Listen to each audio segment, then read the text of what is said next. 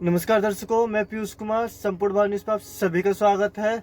उत्तर प्रदेश में अभी कुछ समय पहले एक कांड देखने को मिला था, जो कि एक नाबालिग बच्ची के साथ रेप हुआ था। और यह रेप का जो आरोपी बताया गया था वो था अखिलेश यादव की पार्टी से। अब अखिलेश यादव जी लगातार कह रहे थे डीएनए टेस्ट करवाओ, डीएनए टेस्ट करवाओ। जब डीएनए टेस्ट करवाया गया तो जो बच्ची थी उसका डीएनए और जो व्यक्ति था उसके अखिलेश यादव की मंत्रिमंडल में से उसका डीएनए, दोनों का डीएनए मैच हो गया था। इसी इसी उस पे हमारे साथ चर्चा में आज जुड़े हैं राहुल कट्टर सनातनी जी। सर, सबसे पहले आपका हमारे चैनल पे संपूर्ण भारत न्यूज का बहुत बहुत स्वागत करते हैं। जय श्री राम। संपूर्ण भारत न्यूज के सभी दर्शकों को मेरा हार्दिक प्रणाम। सर, क्या कहना चाहेंगे, जो अखिलेश यादव जी बार बार कहते हैं कि डीएनए टेस्ट करवाओ, डीएनए टेस्ट करवाओ, ऐसे कैसे पता चलेगा कि वो आरोपी लिप्त है या नहीं है? लेकिन अब तो डीएनए टेस्ट में भी साबित हो चुका है कि हाँ, वो आरोपी लिप्त था। तो ऐसे में अखिलेश यादव जी को आप क्या जवाब देना चाहेंगे? ऐसे में वो समय और था, मैं अखिलेश यादव जी को एक साफ साफ शब्दों में मैसेज दे दूं कि वो समय और था जब लोग कहते थे कि बच्चे हैं, लड़के हैं, गलतियां हो जाती है। अभी जब आप चिल्ला चिल्ला कर नवाब सिंह जी के लिए बोल रहे थे कि हम उनकी पार्टियों को बदनाम कर रहे हैं, या फिर लोग पता सपा को बदले को बदनाम कर रहे हैं, आप डीएनए करवा लीजिए, तो आज मैं आपको साफ साफ शब्दों में बता दूं कि नवाब सिंह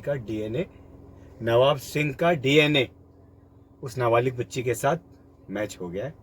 और अभी ना आपको अपने शब्दों को वापस लेते हुए अखिलेश यादव जी को भरे समाज के साथ और सबके साथ माफी मांगनी चाहिए, और आरोपियों के खिलाफ जो सख्त से सख्त कानून हो उसके लिए साथ में सरकार के साथ में खड़ा होना चाहिए।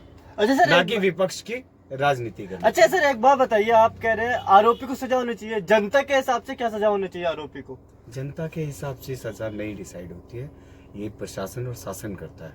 फिर भी एक समय पे जनता का भी तो कुछ ना कुछ फैसला आना चाहिए ना इस सब चीजों में। जिस प्रकार से जनता काफी ज्यादा महत्वपूर्ण भूमिका निभाती है, सरकार भी तो उसी के देख करके चलती है। सरकार भी तो जनता से चुनी जाती है ना। नहीं, सरकार को चुनने का जनता का हक है, मगर कानून बनाने का हक जनता को नहीं दिया गया। अगर जनता के हाथ में कानून दिए जाएं या जनता को कानून बनाने के लिए आज्ञा मिले तो ये रेप वगैरह सब बंद हो जाएंगे। जनता पता है अपने हिसाब से कानून डिसाइड करेगी, मगर नहीं, उसके लिए सर्वोच्च न्यायालय है, सुप्रीम कोर्ट है, राष्ट्रपति महोदय हैं, देश की कानून व्यवस्था है। अच्छा, यूपी में जो हमारे अभी मुख्यमंत्री जी योगी आदित्यनाथ है, उनका एक चर्चा रहती है बुलडोजर बाबा के नाम से। उनका बुलडोजर हर जगह चलता रहता है, क्या इसमें चलेगा, नहीं चलेगा? उनका बुलडोजर हर जगह नहीं चलता है, उनका बुलडोजर सिर्फ वहीं चलता है जहां सिर्फ गलत किया जाता है, बाकी और कहीं बुलडोजर नहीं। अगर आप उत्तर प्रदेश में हैं, मुस्कुराइए, आप उत्तर प्रदेश में हैं। अगर उत्तर प्रदेश में आपने कानून व्यवस्था को लेकर या किसी भी तरीके से किसी भी समाज के साथ, चाहे वह गरीब हो चाहे अमीर हो, अगर आप किसी भी तरीके से किसी को परेशान करते हैं, शांति और अशांति का माहौल खराब करते हैं, तो आपके खिलाफ कार्रवाई होनी जायज है। चाहे वो बुलडोजर बाबा अपने पर्सनल, ये लड़ाई कोई किसी की पर्सनल नहीं है। अगर आप यूपी में, उत्तर प्रदेश में कानून व्यवस्था को खराब करेगी तो योगी सरकार आपको दंडोचित कार्रवाई करेगी। इससे पहले अभी जो चुनाव हुए थे उसमें योगी आदित्यनाथ हारे थे, तो क्या यहाँ किसने कहा हारे थे? वो 8500 की खटाखट आपने सुनी नहीं थी? ये वही लोग थे जिन्होंने, पता है, कभी 2 रुपए में अनाज के चक्कर में भी सरकार भी गिरवा दी थी, कभी प्याज के लिए सरकार गिरवाई थी, इस बार इन्होंने खटाखट के लिए सरकार गिरवा दी। अच्छा सर, एक बात बताइए, लगातार ये रेप हो जाते हैं। अभी कोलकाता में रेप हो गया, यहाँ पे शिव विहार करावन नगर में भी एक रेप 9 साल के बच्चे के साथ रेप सुनने को मिला था।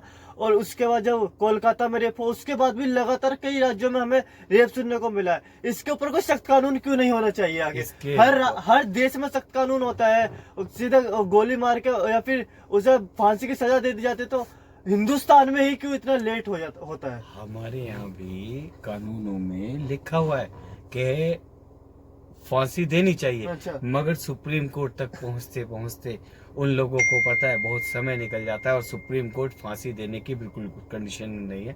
सुप्रीम कोर्ट हर बार फांसी रोक देता है। जब तक हम इस देश में महिलाओं के प्रति सम्मान और महिलाओं के लिए कड़े कानून नहीं बनाएंगे, तब तक हम रेप जैसी अप्रिय घटना की रोकथाम नहीं कर सकते। सर ये सवाल भी तो बड़ा है ना कि आखिर क्यों हो रहा है ये, इसके ऊपर कोई जो कानून बनना चाहिए था बना क्यों नहीं अब तक।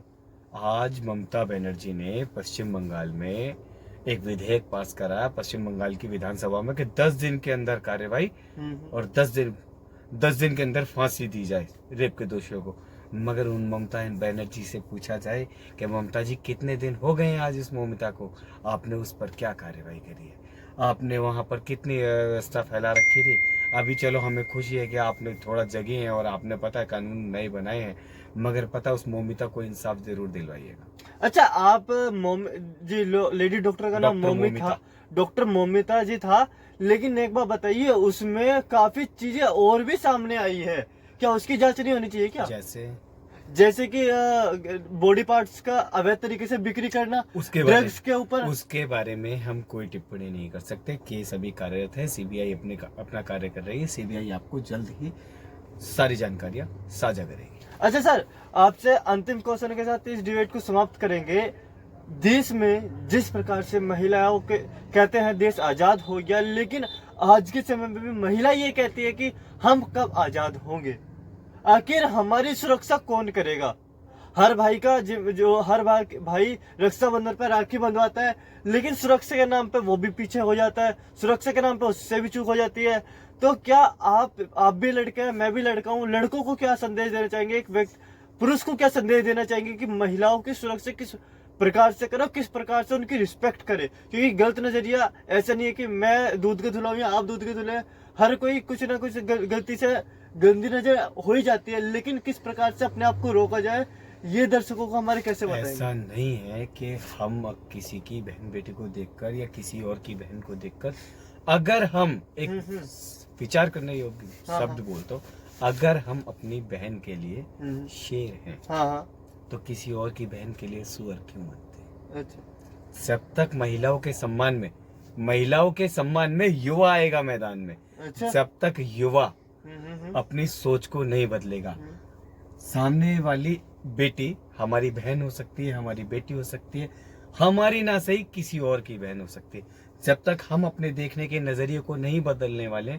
तब तक ये सब रोकथाम नहीं होगी। हमें अपने नजरिए को बदलना पड़ेगा। रोड पे निकलने वाली हर बेटी हमारी बहन है, हमारी बहन ही सिर्फ हमारी बहन नहीं है। अगर हम अपनी बहन के लिए शेर हैं तो किसी और की बहन के लिए सुअर बनने की बिल्कुल जरूरत नहीं है। बाकी रही बात उन दोषियों की जो लोग ऐसा कार्य करेंगे, आगे आने वाले समय में अगर सरकार कोई कड़े कानून नहीं बनाती है तो जनता को ही उनका फैसला करना पड़ेगा। बहुत बहुत शुक्रिया सर आपका, आपने हमारे दर्शकों को काफी कुछ बताया, काफी कुछ सिखाया।